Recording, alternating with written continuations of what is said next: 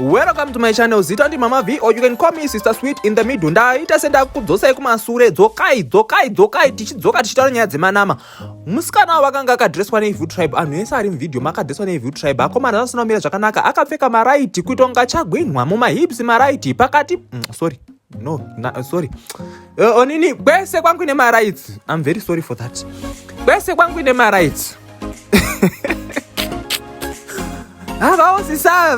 Kuita kunga dindingwe. Something like that. It was something like dindingwe, but it was on point. It was showing boss. The okoko biako no be small matter.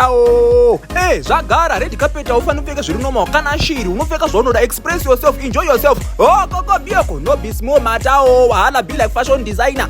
Akauya akapfeka masunflower mucharumwa nenyuchi mimi okoyo Power Rangers yakapindira azvifani kutova normal, azvifani kutozwisisika, handitofani kutozwisisika, ndo fashion yacho imi kani red carpet is just for me to express my body by okoyo wopfeka. The dress was giving, the body was giving, and we zvimwe zvacho ngatizwirane tsitsi, musabana na pressure ba Ivhu Tribe. Kana uchisona ziyo kuti zvimwe zvacho zvangu ngazvive zviri on top, zvevamwe zvese pasi.